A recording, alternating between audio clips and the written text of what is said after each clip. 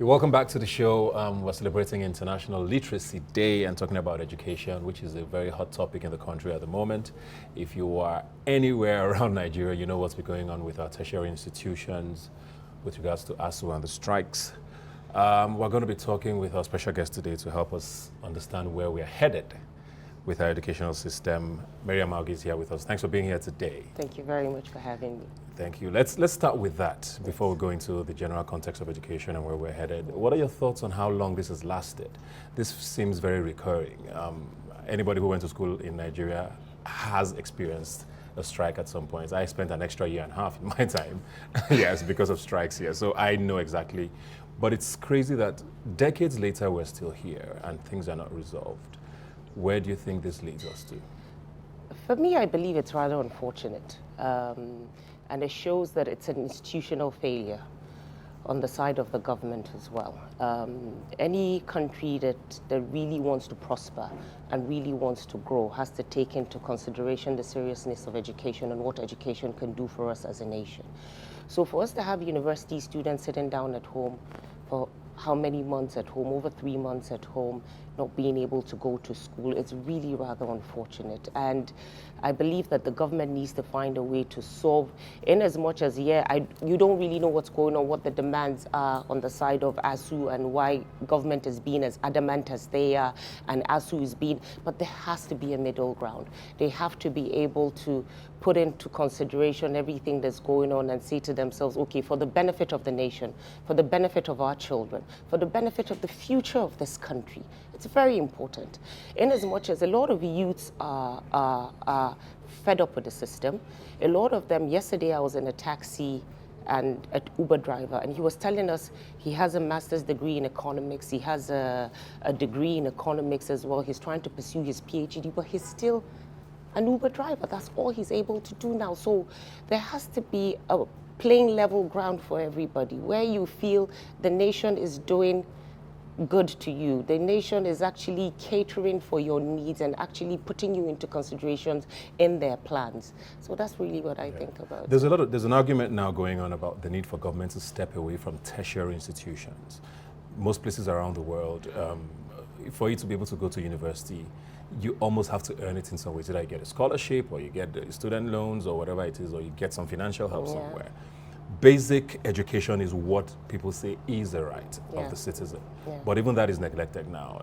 You go around the country, public schools, primary, secondary are almost non-existent anymore. Private schools have taken over the entire sector. And it's the fear of what that means for the future, where education on that level is almost a privilege now. Do you agree with the argument that all those funds that keep going to you, tertiary institutions, should be diverted to basic education, and then if you want to get tertiary education, you have to earn it in some way? Is that a valid argument to be having at this point? To a certain extent, I think it is. And why would I say that? We live in a society today where the ability to read and write makes all of the difference. Technology has made it so easy for you to be whatever it is that you want to be once you can read and write. Now you have a situation where at the basic level, and people tend to forget this, basic education is the responsibility of the local government and the state government. A lot of people think that responsibility is with the federal government, but in as much as it is with the local government and the state government, there is a complete neglect of that system.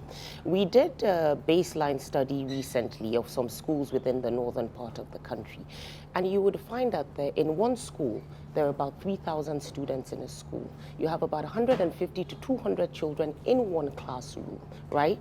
Now you ask yourself, when we did the study, how much do they have to pay? Some of them have to pay PTO of 20 naira. That's all they have to pay, but some of them will tell you, we can't afford that 20. Yes, they will tell you we cannot afford that 20 naira. And so they leave their kids at home. But I believe that if you have that foundation, for all of us now, if you look at it, is the foundation. Is the foundation. I went to a public school. I'm a product of a public school, primary and secondary, and I believe that I turned out very well. I didn't learn how to speak when I went to university.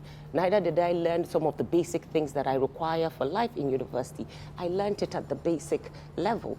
We had skill acquisition when we were in primary school. We could learn how to farm. You had the basics, learning how to farm, learning how to make soap. You had the housekeeping that you would do. So I believe that if all of these funds, I do agree with that argument, that if all of these funds come down to the basic level, then what you have a strong foundation, and then you build on, because basic education is the foundation to which other structures are being built on. Not everybody needs a university degree. We'll take a quick break and come back. Please stay with us. Get with you. Don't just stand there teasing me. Now it's time to show and prove. Welcome back to the show. What then happens to access for people who can never afford it? I mean, we know we live in a country where student loans will most likely not be a thing in the next decade or two, or even, I don't know how long. So what happens to those people who, I mean, private universities are already showing that there's sort of a difference now. If you want sort of a good tertiary education, you can afford it, you go to those places. There's already a huge gulf on a lot of levels. What happens to that if these public universities now join that train and more people are not able to get that education because of funding? Well, like you said, for tertiary education, right, funding even at the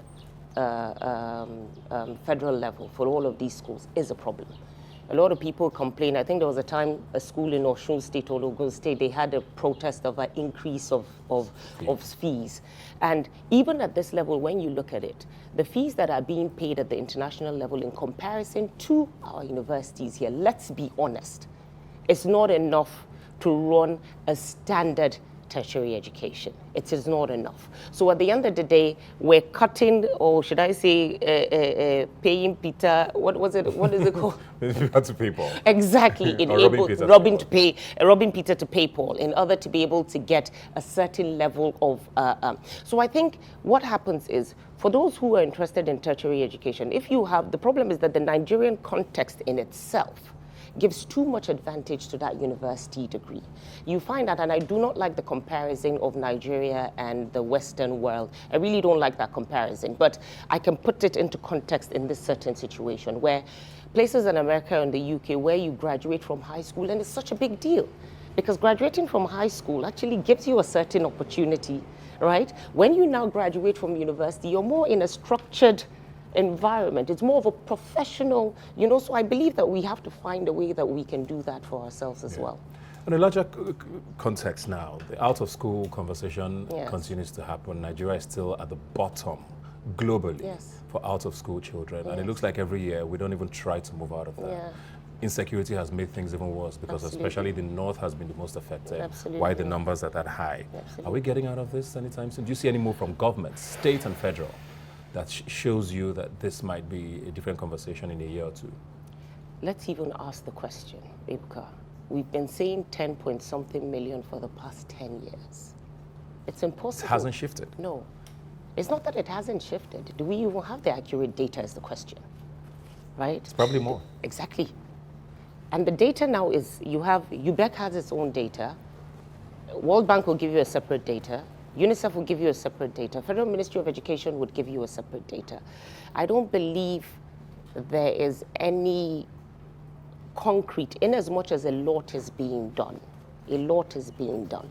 But at the same time, it's almost like a drop in the ocean.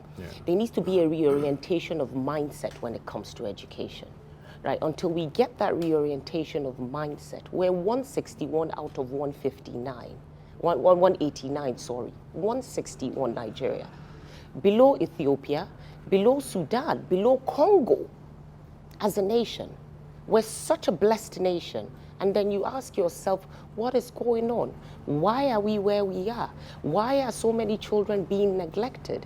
We currently are doing a literacy program in Abuja. And for those of you who know Abuja, there's a certain community next to Maitama called Katampe. And we wanted to start a literacy program for a Fulani community. This Fulani community has lived there for over 80 years. They've been in the FCT for over 80 years. And when we entered that community, 95% of them have never been to school. Of the 15% that have been to school, 18% cannot identify their alphabet or their numbers. So you ask yourself, where are we going? This is within the FCT. Then what happens when you go to the core northern side? What happens? Yeah, literacy level and education level in the south is a bit higher than the north, but there's still some areas that lack, even within Lagos State itself.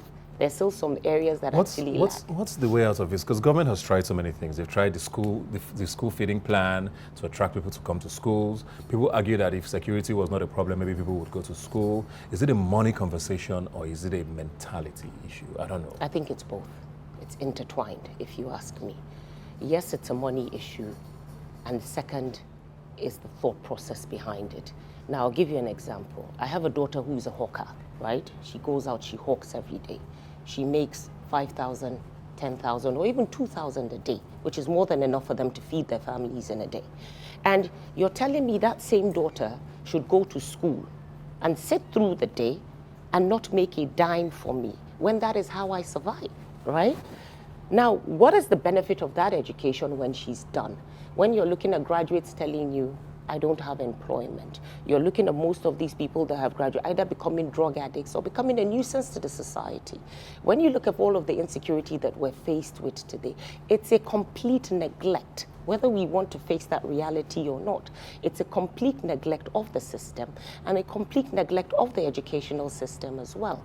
Now, these millions of children that are out of school, we do not know what will become of them in 20, 30 years. Now, let's imagine that UNICEF and Kano State did a recent report. And in that report, they have over 2.4 million Almajiri children in non-integrated. There's the difference. You have the integrated and you have the non-integrated. The integrated being that they have a certain level of literacy within the Almajiri system. And the non-integrated don't have at all. 2.4 million of them. Non-integrated. What is going to be of those 2.4 million children in 10 years, in 20 years, in 30 years? So what is happening, it's now become a generational, almost like a generational curse. I don't have it. I don't see the benefit of it. Why should my child have it? So my child ends up not having it. That child probably will end up having another child that does not have it. The only difference would be you would have those children that have that tenacity, that will to say, I want to be different. But you see, those are the outliers. And they're probably 1 in 10 or 1 in 20. So there has to be a complete change of reorientation towards what education is, the benefit of education, and then the funding part as well. But I don't think the funding is as important as the mentality behind education. So I know a lot of organizations are doing things to try and help with this funding conversation, or trying to help, generally with education. And I know you are part of something. Yes, you want to talk about it? Yeah. Yes. We started the Walk in Their Shoes campaign, and what we're trying to do with the Walk in Shoes campaign is, I didn't mention earlier, we have a digital platform. So what we did with ILMI Children's Fund was to create a digital platform. We're currently working with 14 states and 28 local governments. So you can click onto our website. You'd be able to select a child, select the school that the child is going to. You have the option of actually selecting a public school or a private school. You can choose by age, you can choose by gender, you can choose by state, you can even choose by local government depending on what you want. There's a reporting system where once you open up an account. Once you open up your account, you're able to get your reports directly to your email as to how the child is doing. And if you want a personal touch and personal conversations with the children as well, you can actually go. So we started the Walk in Their Shoes campaign. The Walk in Their Shoes campaign, we're trying to see how we can fund 1,000 children across Nigeria. The campaign started in August, and we're trying to see how, like I said, we're working with 14 state and 28 local governments, and what we hope to do with this is actually expand throughout the nation and see how we can have a sponsored in every part of the nation. That sounds really brilliant. What's the website? www.ilmichildrensfund.org, and you can also find us on Instagram at Ilmi Children's Fund. So I just go there and I can adopt a child. And you can adopt a child, and you have all the details of the child in there. Wherever you can choose the state, choose wherever you want. Awesome. Very grim message there, and I think we're going to end it at that, because it's nice to tell people the truth, and I think Nigerians sometimes need this harsh honesty. Absolutely. Because World Literacy Day should be marked with all seriousness in a place where, you know, we have these issues. Thanks a lot for joining Thank us you today. very much. Get with you. Don't just stand there teasing me. Now it's time to show